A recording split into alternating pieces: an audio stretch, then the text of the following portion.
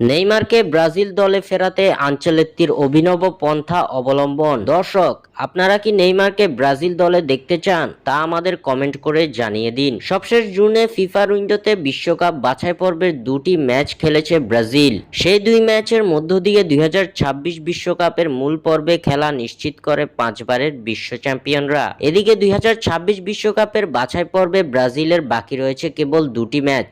আগামী সেপ্টেম্বরে বিশ্বকাপ বাছাই পর্বের শেষ দুই ম্যাচে মাঠে নামবে সেলেসাওরা। সেপ্টেম্বরে চিলি ও বলিভিয়ার বিপক্ষে লড়বে ব্রাজিল। এদিকে দীর্ঘদিন জাতীয় দলের বাইরে আছেন নেইমার জুনিয়র।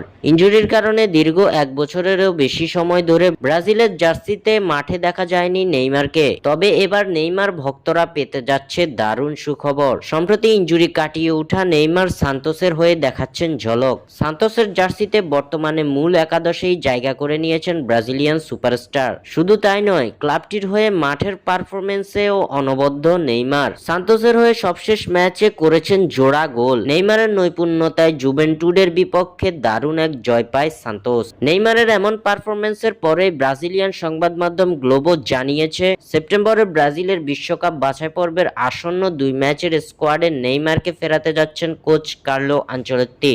নেইমারের ফিটনেস ও পারফরমেন্স নিয়ে বেশ খুশি আনচেলত্তির বোর্ড, এমন তথ্যই দিয়েছে গ্লোবো। গ্লোবোর এমন তথ্য সত্য প্রমাণিত হলে আগামী সেপ্টেম্বরে ব্রাজিল দলে দেখা যাবে নেইমার জুনিয়রকে, যা সুখবরই বটে ব্রাজিল ও নেইমার ভক্তদের জন্য। স্বাক্ষর থেকে সাদবিন ইসলাম।